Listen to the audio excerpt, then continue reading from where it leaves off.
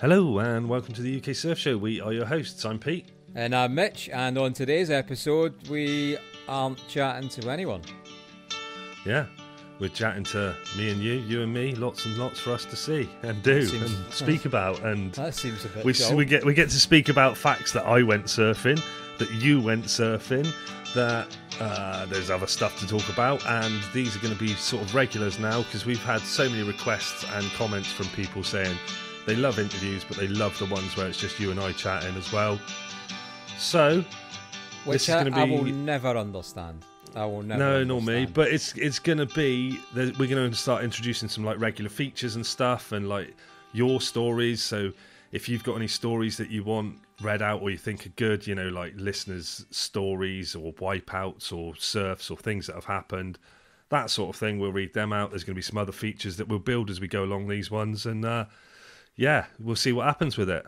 And if you're wondering why we're not doing that feature now, like we've discussed on several episodes in the past, it's definitely nothing to do with the fact that me and Pete had a whole conversation at the start of the week about Pete posting some stories on Instagram asking for your questions. Pete, do one every second day from now till Sunday, so we've got some stories to read out. Guess what? We've got no stories to read out. And it's not because you've not got stories to be read out. It's because Pete is literally... I hope you're watching this episode, actually, because if you're not watching it, I just want to describe how Pete just came in the room. I mean, he literally looks like he's just pulled up in an 18-wheeler big rig. He's got a baseball cap on, glasses. You know, he's just been blasting one off in the back of his truck. That's exactly what you look like, you filthy animal. Oh, dear. Yeah, I was driving in my truck. But anyway, that's gone off on something, hasn't it? So let's talk first of all about me going surfing. Cause yeah, I went for a surf recently, Pete. I don't know if you heard about it. Before we even get into your surf though, and it's relevant to your surf, I've been thinking about this all week.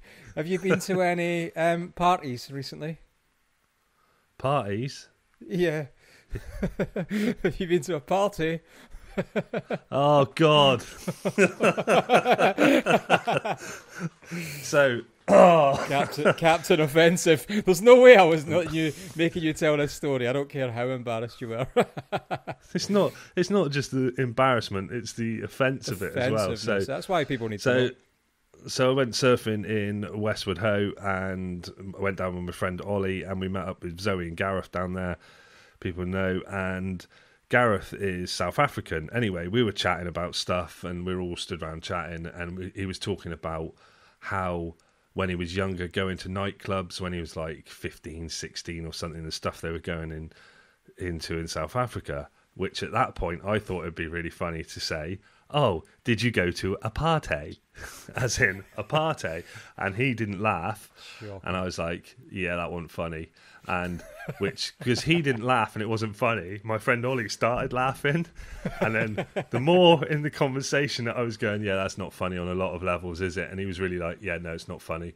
And the more it wasn't funny, the more Ollie was laughing, and the more out of the corner of my eyes, I could just see him fucking shaking, like trying to keep it in.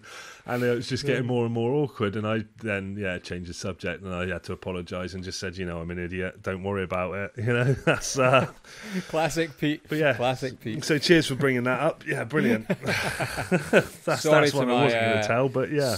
Sorry to our loyal South African listeners. That's what I have to deal with. Yeah, that's he what does drive a truck, you have to deal with. That's you expect. Oh yeah, obviously, clearly. Yeah, it's got my proud Rip City Santa Monica skate shop. Is that if you're ever in Santa Monica and you get a chance to go to Rip City Skate Shop, I tell you what, it's one of the, if not the best skate shops in the world. Just of the things they've got on the wall in there, it's like been a skate shop since like the dawn of time, since the wheel was invented or something like that. Brilliant place. Yeah, but yeah, that was mid. So actually, I had two surfs in one session, which was pretty epic.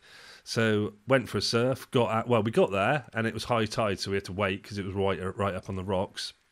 And went out, waited for about half an hour. Went out, and first wave I got was a fantastic wave, but the waves were a bit. It wasn't a great day, but the waves were a bit like. going to the left, going to the right, and the waves didn't know what they were doing. So mixed with my level of ability, there was no chance anything out there knew what they were doing. Yeah, right. Also, to come back to, I rode a shortboard on that day as well. That was interesting. But yeah, so the wave, I was on the wave, and it was going left, and then it was going right, and then it was going left, and it was just. But the first wave I caught of the session, which very rarely happens, was one of the best waves of the whole session. Oh, nice. And it just set me up for the day of a fucking brilliant day of surfing. But mate, that's it was awesome. such a fun day. And that's why. I mean, I now try and make sure I'm more selective on my first wave than I am on any wave, for that reason. Because I think if the first one's good, it kind of sets you up for just an absolute win for the day. And if the first one's just horrendous wipeout or whatever, it just kind of sets the tone. So yeah, I'm glad you managed to score that on your first one as well. Yeah. So that was good. And then had a few other decent waves and a few, as I say, I put a GoPro picture up. I did take the wrong wetsuit by mistake. I thought I put in the 4.3 and I put in the 5mm wetsuit. And being there, I could have been in the 3.2 easily now. Had boots on still, probably didn't need them. No gloves. Obviously a hood round my neck because I picked up the wrong wetsuit. Absolutely fantastic. And you ever had that thing when you're in the wetsuit and you're sweating because you're so hot? It's the most awful feeling in the world. No, but I can imagine. I think I'd probably rather be too cold in a wetsuit than I would be too hot, because that you can do something about being too cold. When you're too hot, that's it. That is it. I tell you what, it's on a par with. Have you ever done a lot of swimming at all? Nah, I'm not really a swimmer. No. So if you go swimming, like if you ever go pool swimming, and I was up to a point before where I was doing a lot of lengths and everything. When you're swimming so hard, you start sweating while you're swimming, but it's the most weirdest feeling because the sweat coming off you and the heat sort of it feels like it's put a barrier around your body, so you feel like you're in water but not in water. It's really weird feeling when you're sweating swimming. Felt a bit like that in a wetsuit, sweating, and where did you go? That was a good day. Westwood Ho, went down to Westwood Ho. That's where me and Leighton met you when we first met you. Right, okay. Right, in the real person. Day, that day we were there. Yeah, that was the day that you came down and you were like, Christ, and other people were down there going, no, I ain't going out in that. And me and Leighton were like, whoa, yeah, go now. Yeah, and it was breaking miles out, if I remember as well. Yeah, that's what I said. That's like, I always find that with Westwood Ho and Saunton you can get sometimes. They break really far out. And then it's sort of like you can get a really long ride on your last wave from right the way out there all the way back to the shore, and it can just be like a minute ride back in because it's so far out. Obviously you're not on an unbroken wave that whole time, but it's the back to the shore thing. Yeah, and then we got out for a bit, had some food, and met Zoe and Gareth. They gave us some food and pastries and tea and coffee and stuff like that, and then we got in for a bit and did that classic thing of getting back in for the second session, which was nowhere near as good as the first session. Damn, but how nice is that? That's the right way to do it. Like, rather than do one epic 4-6 hour surf, whatever it is, like being able to have the ability at least to get out, have a chill, and get back in like that. I would rather do 3 or 4 of them in a day, like shorter sessions, than my normal standard just all day session where you've just got nothing left to really make the most of what you've got. And especially when you have these sort of one day swells, as we have so much, or you have that that one rare day where you've got the time and the ability to drive to somewhere like Saunton, so it's nice to not rush it and do it that way. Yeah, and it was the thing is, my friend Ollie, his brother Ben, was supposed to come down as well. And we spoke to him in the morning, I think about 8 o'clock or something like that. And he's like, yeah, I'll be leaving in a minute. When we were driving home about 2-3 o'clock, we saw him coming the other way then. It's sounds like Roger. You left a bit late. Yeah, you left a bit late. But yeah, it was really good. And then Ollie says to me, I've really got the bug for that. I'm well keen to go more. Looked at Surf Report since. He said that. Nothing. It's just been absolute shite. And it has, I don't know, I've not really been paying attention to like the likes of Cornwall or Devon because I'm never down that way anymore. I don't have as much reason to with the distance, and given how how far I could get abroad for the same cost these days. But, like, I remember saying, up here at the start of the year was the best start to any sort of January I ever remember, certainly since I started surfing. And it's just gone to crap, like, through Easter time. It's just been the odd day here and there. There's been 2 mornings this week that I've missed just with work. So I've been so busy, and it's kind of crunch time. There's a lot going on at the minute, but it's nice things to be involved with, kind of busy, you know? Not just, like, busy and, like, oh, my God, I hate my life sort of busy. But I see, like, Swanee's stories of what I've missed, and I'm like, oh, man, that's devastating. But I think I'm going to take off probably next week. Excuse me. Yeah. And I'm going to go just stay in the van and chase some waves. Hopefully I don't have to go too far, but if I have to, I'm ready. I need it. I'm ready for it. Yeah. If only there was a wave pool that was open, like, near you that you could just go to. Yeah, totally. Yeah. Coming soon. It's coming soon. Well, talk to me about shortboarding. Oh, I went on a shortboard. Cool, right, cool. What else? Tell me more about. So, what was the board? It was sweet potato. Sweet potato. Yeah, sweet potato. Yeah, I think it's a 6. I don't want to say like 6'2" or something like that, or around that. So big though, like buoyant and everything. Like fat, wide. And that's the point in it. Yeah, that's the point. Easy. Yeah, it was small day board. Like, it's just super wide, loads of volume, and super easy to get up on as well. Mm-hmm. Like, I found it really easy. It wasn't the perfect waves for it, but I think I caught 2 waves on it. It definitely feels like more of a board that you want on a steeper wave than we had on the day there. Like, it feels like a board for a steeper wave, but it was super fun, and I stood up on it quite easy. I think first time I fucking ended up on a pile of myself on the floor with the board in my side of my back or something like that. But second or third attempt, I was up on it. And it was just a little lean, and it just like turns so sharp on. I was like, "Oh, this is different," because I'm so used to longboards now. I've just been driving. I'm driving my truck and my longboard. My longboard's that big. I drive it to the beach. I've been riding longboards for so long that I've forgotten how it feels to be on a shorter board. But see, that's the difference, because perspective is amazing here, because everything you've just said about that board, it's not that I completely disagree with, but I would say the opposite of. But it's because you're, like you said, you're used to riding such big equipment, and I'm used to riding such short, narrow equipment compared to that. We've got a 510 sweet potato, which is actually being sent back this week to Hectic Firewire. It's a UK distributor, which I'm gutted about, because I'm not sure the rest of the team enjoyed that board, but I loved it. It was impossible to duck dive for me, but it was so easy to turn. That's what the lads didn't like about it. They found it harder to turn because there's so much rail and it's so fat. It's more like an egg, like a disc board.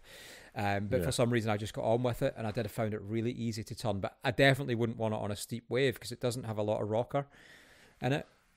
So see, I'm really going down the face and just going to keep going and torpedo under. Yes. See, I completely found the opposite with that. And I think because it's got that fat rail, and I'm used to that bigger rail on a longboard, that it was, and the board was shorter, the turn I'd normally do on a longboard, it engaged quicker, so I was turning faster on it. So I think I'd say if you're a longboarder and you want to go from longboarding and you want to try shortboarding, I think a sweet potato is one of the ways to go, because I found it quite simple and quite easy. And even though I found it, obviously because it's a shorter board, I found it a lot more twitchy and a lot more a lot more responsive and everything like that. There's still some similarities, but it wasn't too different as if I've tried other shortboards before and I've just not got on with them at all. Funny story about the sweet potato that I've got to say though. I just remembered chatting to my mate Ollie, and I said to him, I'm so going to tell this on the show. Anyway, so he's taken it to the wave week before I think it is. And there was a lesson going on in the water, and he said to one of the guys, I think he was on the Advanced or Expert or whatever he was on, and he's going, can you tell me what... He said, I know I'm not on your lesson, but can you just have a look and tell me what I'm doing wrong here? Because, like, he said, I seem to be getting loads of speed to the right straight away and, like, outrunning the wave. Do I need to stall more? Am I doing something? Anyway, the guy looked at him and he's like, mate, I can't see what you're doing wrong. He said, you seem to just be generating loads of speed straight away. Anyway, we got out at Westwood Ho. He's pulled his board out the back of his bag, and he's looked at it and he's gone, "Oh fuck." And he's put one of his fins in the wrong hole on the back, on the slot, so it's like angled the wrong way. So basically, as he's taking off, it's just literally turning him to the right straight away, so it's giving him all that power. I was like, what sort of dick would put their fin in the wrong place or the wrong way round or something like that? Who would do that? Peter. So do you know what? That's happened. I've kicked a fin out before I started screwing my FCS2s in. I would just put them in as they're designed to be without being screwed. And then I kicked I'd never lost one, and in the space of 6 months, I think it was, I'd kicked 4 out, just while I was sitting on my board. My heel hit them, and they fell out. So I started screwing them in. But I remember one day, I can't remember which side it was. I kicked one out, but I didn't notice. I remember taking off on a left, and just having at the time it was the best left I'd ever surfed. The board just felt loose and responsive, and it was kind of really in control. And then I remember taking off on a right, and it was just the weirdest. It's like I was on marbles and ice or something. And I remember looking at my board and go, "All right, okay, I've lost one of the outer fins." I can't remember which way around it was, but I feel like I unlocked a key there. If I was only going to go left, I would get rid of the outer fin. But it's amazing, and it just goes to show what fins do. They do what they're supposed to do. Yeah. Oh, do you know what else I should say on that, actually? I put my... So I took my older longboard because it's got the GoPro mount on it, and so I could put that on. And I put my side bites in for the first time in... I don't know. I've just been single finning for so long. I put my side bites in, and I was like, oh my God, it's such a difference again. All these little things that you think when you've been surfing a certain style or a certain way for a while, that you change something so small, like the 2 little side, and they're tiny little side bites. I mean, they're smaller than any of your fins on your board, you know, really small little side bites, and it makes such a difference. And the speed and the responsiveness of the board, the whole thing. I think if I hadn't put those side bites in before I switched to the sweet potato, I think I would have struggled more, actually, going from just a single fin. And I was like, why haven't I had these side bites in for any amount of time? It's it's just these stupid things you do in surfing that you're doing the same in life, don't you? They can become habits, and it's just oh, that's what I do, and you just do it, and then it takes something to change, and you're like, man, why haven't I been doing this? Yeah, so when I was riding my longboard when I first got it, and it came with side bites, my Firewire TimberTech 9.1, nice big centre fin, whatever, and it had side bites. But because I had side bites with it, I put them in. I didn't really know what it was for, what it was about. And I remember, I think the first year I surfed longboard in a comp, it was a really big, howling onshore day. I think it Tolkarn at the Wedge, I'm sure it was, in Newquay. And my mate is a really good longboarder. Was like, I would get rid of the side bites on a day like this. I was like, I don't really understand why. But I got the same thing. I got into the habit of never using them again. But I think you'll know more about this than me. But I think the side bites give you drive, but make it harder to turn. So it does. It gives you drive, but I don't know. I've just found the board more responsive with them in as well. Oh, really? Right. Okay. Yeah, I think it probably was a little bit harder to turn, actually, but it's a weird one. It's harder to turn, but it feels more responsive to the turn. So, if you know what I mean. So, because you got that fin in the water, I might be talking absolute crap, but because you got that fin in the water, it feels like that just a little bit of a lean, and it starts to go, but it is actually harder to pull the board round at all. Yeah. Yeah. Okay. Yeah. So.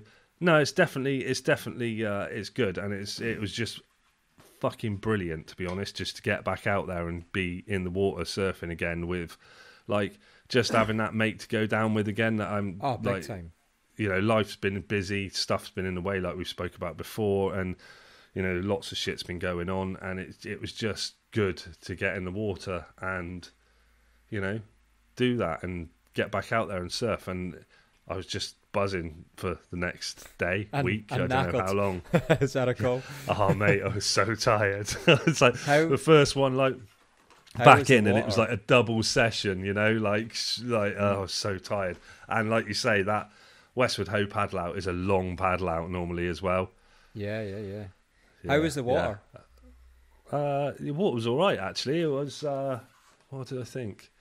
I don't know. How much did I drink this week? So like, Was it warm? It was all right. Yeah, it wasn't too bad. I reckon I could have gone 3-2 and without boots and gloves easily. Wow. I had my boots on, and once you're in with your boots on, you're like, oh, I'm not fucking getting out and taking them off now for whatever reason, It's like, yeah. So that was that, and yeah, it was good.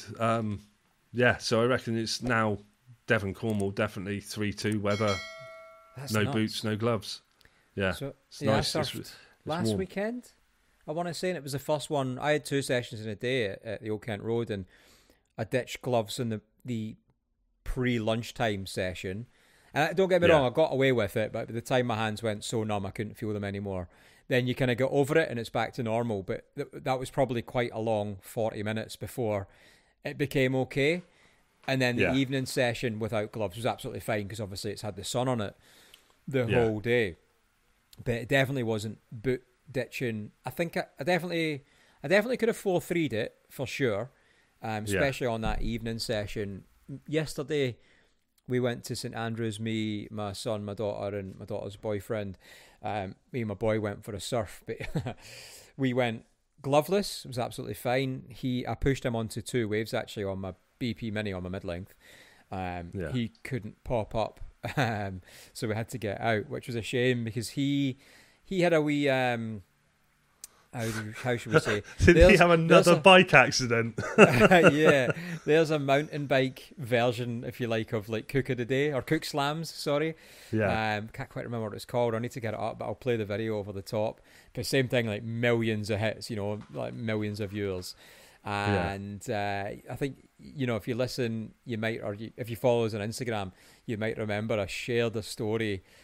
Me and him have spent all year in hospital. He just keeps injuring himself. Last year he broke his wrist, but decided not to say anything for about 6-7 months. He was away 10-pin bowling with his mates. We were surfing. So he's obviously popping up, putting all that weight on the duff wrist.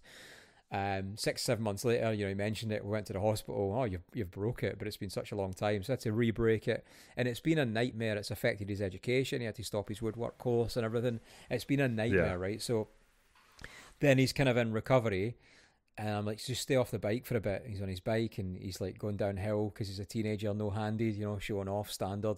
The wheel falls off out of nowhere. The wheel just falls off his bike. So again, he gets away with it. Kind of past all these recoveries, and then he's back out, and I'm buzzing because he's really into it. He's loving going out with his mates, and they hit all of the steeple chases and bike trails and whatever. I think it's enduro bikes. I think that's what they call it.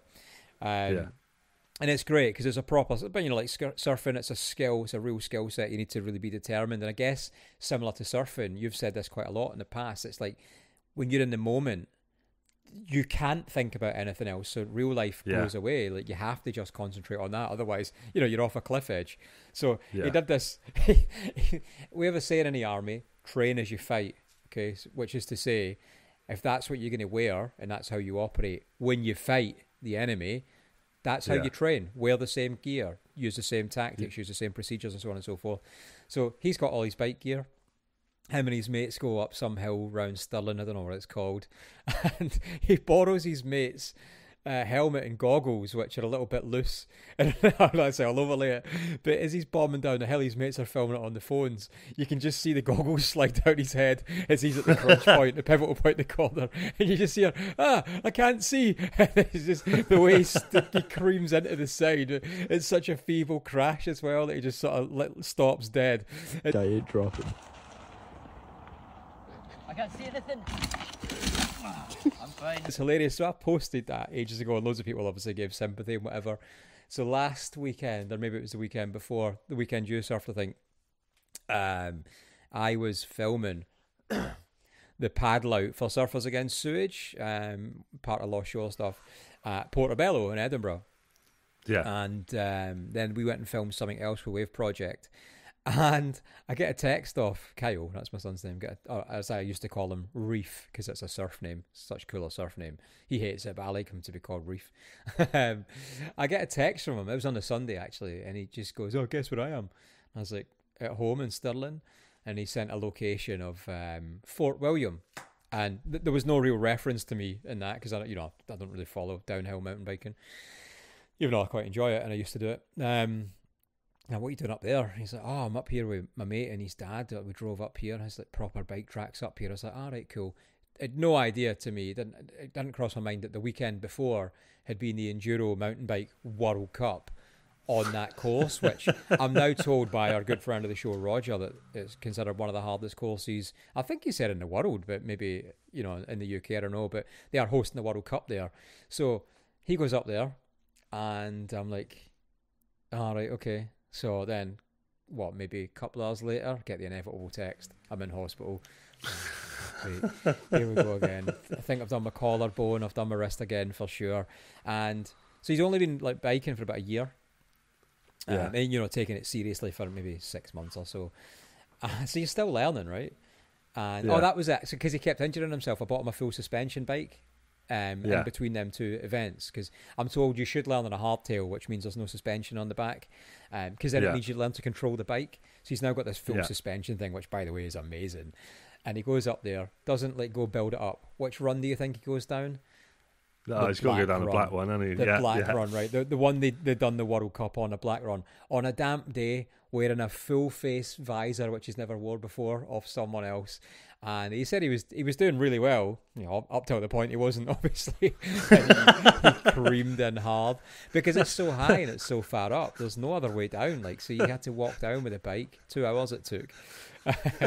So that would be my description of surfing Nazare. It was going really well until it wasn't. That's probably the best comparison. That's exactly what he's done. He's gone from being able to surf Pease Bay on a pretty good day, like a solid day, like overhead, sort of really punchy day, to 17 seconds to Nazare in the worst conditions. Fair play to him. I keep saying it. Hats off to you for having bollocks of steel. But these guys and girls that are top dogs at these sort of sports, they're not good because they're just happy to send it. They're good because they're calculated. That's what I think. Maybe I'm wrong. I'm sure that there was obviously an element of having big bollocks, but because of that, that's why I pushed him onto 2 waves yesterday, and he couldn't pop up, so he's still recovering, sadly. Yeah. Oh, nightmare. Like every time I speak to you, over the last 6 months, it's like, guess where I am? Hospital? Yeah. Oh, I know, yeah. And it does me nothing, because for me, it's my least favourite place to be on the planet, because it's where I spent my entire childhood, So, oh man, yeah, hate going there. Awful. But so awful. That was cool. Yeah, so gloves were off yesterday. That was fine. I thought I probably could have got away with boots, but I'm not. Your feet are so sensitive as well. Yeah, I'm not quite sure I'm ready for it. But we've not really had the swell to test it either. It's honestly breaking me now. Yeah. We should also say happy birthday to you. To us. Why?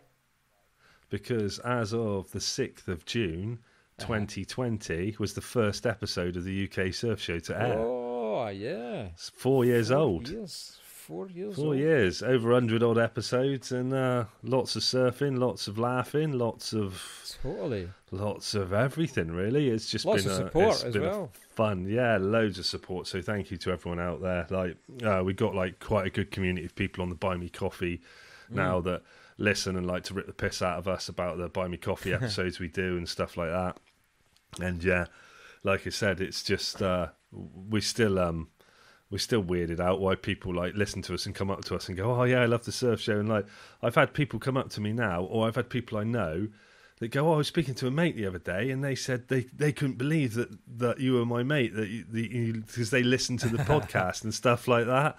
And I was like, really? And it's like random people who are like customers of mine at my normal day job work, and it's like stuff like that. So yeah, it's really nice to hear and really good, I think I now get more people coming up being like, oh, you're the guy for the show, than I do, hey, you're a Scottish surfer.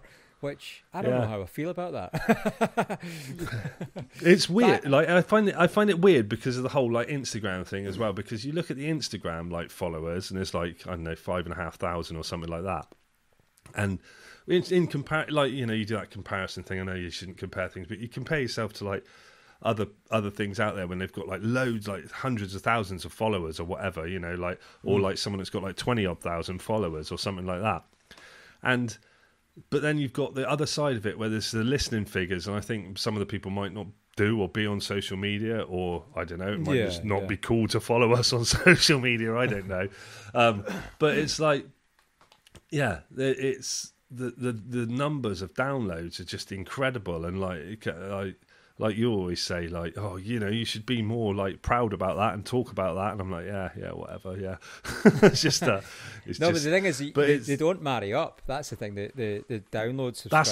That's in my awkward way. That's what I'm trying to say. It doesn't marry up with the two things of like the number of downloads we actually get to the number of like followers that we've got on like social media and like YouTube and stuff like that. It's because we use our social media really just to promote the episodes, and then this is something. It's just time. Like, we could do so much more, and actually, I've got some ideas of stuff, but these are things that I would do on my own sort of profile stuff.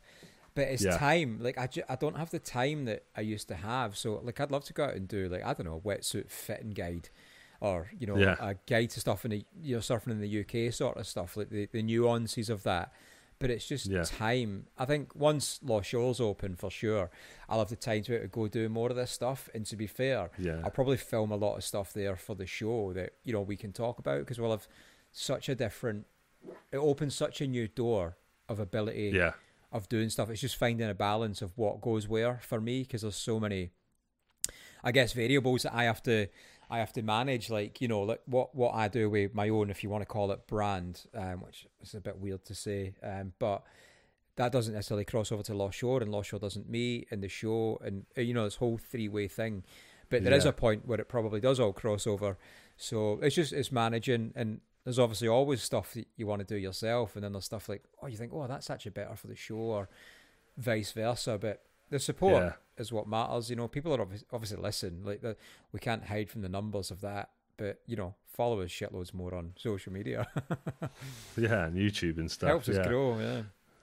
Yeah, so that's it. Yeah. So, like, as we said, we on these episodes where it's just us, we're going to introduce some features. So, if you've got anything going on, you've got any clubs, or there's any surf events or competitions or anything coming up, give us a bit of notice, not the day before, because it's a bit difficult to get it out then, but like a few weeks notice at least, and we can get something in there and get it out and let people know what you've got going on, what your clubs are going on, or I don't know, we've got so many ideas of things we want to do, and then like even like shout outs to like your local shaper, your local whatever, and we'll shout them out on these episodes of the show and stuff like that, and tell people where to go in certain areas, and shops to see, who to see, all that sort of thing, and down, as we said, to your stories. So we're going to introduce this one, and this will be the type of thing that is going to go on it. So this will be a shorter episode because somebody forgot to do the social media post. I don't know why. I'd explain it, but it's far too long-winded. I wouldn't like to go into it and blame anybody. But we already had about 20 minutes on downhill mountain biking. But no, there's so many opportunistic moments I would love to even capture on the show. Like this week's a great example. I went back to the Northeast with work. We're just visiting some of the surf schools and surf clubs. In fact, a lot of people that are coming up as guests on the show as well, which is pretty cool. And there was it's fantastic opportunistic moment. And I say opportunistic, it sounds like it's like you're trying to take something from it. It's really not what I mean at all. It's just that, oh my God, these things marry up. And we were kind of near Tynemouth. Actually, we were in Scarborough and we're heading back to Tynemouth, and I realised that Surfer England were... Your geography again. I know what you're going to say. Actually, we're in Scarborough, so you're 3 hours away. Yeah, but we were heading to kind of Tynemouth, and I realised Surfer England were in South Shields, because they were doing a parasurfing roadshow, which is essentially a taster session for adaptive or parasurfing for visually impaired or physically disabled people to just go try surfing or parasurfing for at no cost, which I think is a fantastic initiative from Surfer England, and well done. They've still got, in fact, when this comes out, I think there's a few more, or maybe they finished this week, I'm not sure. But we're like, why wouldn't we go and just film something of that with them? And it just helps promote both Surfer England, not that they need our support, but parasurfing or adaptive surfing. I'm still not sure where the wording lies with that, but It was just a nice opportunity. So stuff like that, if there's stuff coming up that people know about in your local surf community, or even in another surf community, your surf club, your surf school, or your mates competing somewhere, give us a shout. Or it's your uni surf club or something, give us a shout, because if we can, with enough time and notice, we could probably come to the events. We could film live stuff from the events, or maybe film the events and then post them post-dated sort of thing. But there's so many opportunities that are just beneficial for everyone, and maybe people want to hear about. It's highlighting more of the surf community, like Pete said, a local shaper, somebody that's doing something really cool in surfing that nobody else would know about. The amount of people we've spoke to, guests that ordinarily you probably wouldn't have come across by chance, and we've just been blown away by their stories and what they're up to. You're like, this is MBE stuff, Yeah. Not us. I mean, the person that's doing their whole thing. Yeah, not us. No, definitely not us. Yeah, we're more DOA kind of stuff. It's anything we could get out there for, like, spread the word of helping people of things that are going on in the communities, and people to check out, shapers to go see. So send us in, email us, uksurfshow@gmail.com, send it on social media. Mitch deals with the Facebook. I sort of deal with the Instagram. Sometimes we both reply at the same time to the Instagram. When Pete hasn't done it, so... yeah. Or, so just message us on that. And, we're also in the process of trying to set up a number where you can WhatsApp your voice message into us. So when I can get that sorted, that'll be there, and we'll give that out, and you can just send a voice note then and WhatsApp it into us, and we can either play that on the show, or if you're dull as and you're every 2 seconds in your message, we'll read it out for you. I'm gonna finish on a story about Biscuit Arms, Coach Bissiker. I spoke to him. I know you did. He sent me a message at long last. Good. I'm glad. But I need to tell this story, which I'm sure he will 100% appreciate. So he's had a tough time last year. That's why he's kind of been off the radar. And he was applying for a pretty high level job, right? And he got to the last 3. And he's telling me that his mate works there, right? And I think his mate was maybe like the senior up to the role that he was applying for. And there was a bit of an odd process, and I think Alan had reached out to his mate and said, "Mate, what's this bit about?" And the guy was like, "Mate, honestly, don't worry about that. That's just for dickheads. It's just to filter dickheads. Like, you'll fly through that and move on. No worries." And Alan, and the point was like, cool, yeah, no worries, happy with that. Then he didn't get past that stage. And he remembered back to, and he said it wasn't just the fact he said it was the way that he said it. It was like, he's so meant it, that's just to get rid of dickheads. And he didn't get it. Classic Amazing. Alan. Classic Biscuit Arms. But yeah, no, he sent me a message, and nice chat backwards and forwards on voice messages on Instagram, not Instagram, on WhatsApp, because we're that age where we just do voice notes, and it's a lot easier. No one likes typing, do they? Nah, only young people like typing. But yeah, so we'll get that set up. Don't forget, follow, subscribe, like everything, social medias and YouTube, and that would be greatly appreciated. Also, if you get a chance and you do like the show and you're a regular listener and you haven't done it, if you listen on Apple, leave us a review on there. And if you're on Spotify, at the top, you can rate the show there, give it some 5-star ratings, and all that really does help push us out to a wider audience as well. So that would be much appreciated. Get it done. Yeah. See ya. We've also got those couple of discount codes that we should read out to you as well, which is Surface Wetsuits. If you want 10% off them, use the discount code UK Surf Show 24. That will give you 10% off from anything you order at Surface Wetsuits. And we've got one for molded earplugs. That's it, UK molded Surf Show earplugs 24 also. I need to check that. I'm sure you just read them out like 10 minutes ago, Pete. Yeah, but that was for something else we recorded. Oh, was it? Yeah, Yeah. I'll just merge into one. This is why we shouldn't record 2 episodes back to back.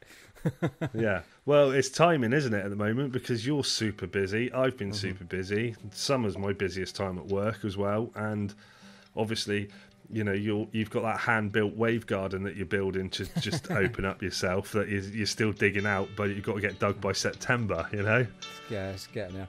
Well, yeah. How big's the hole now? About 4 foot? You've been digging on your own? Your 18-wheeler big rig's probably about to get a parking ticket, so we should wrap this up so you can go move it. Yeah, definitely. Yeah, but let us know.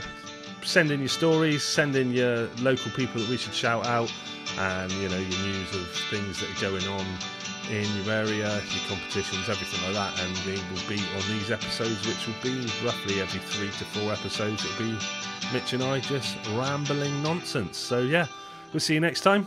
Thanks for listening. See y'all. Goodbye.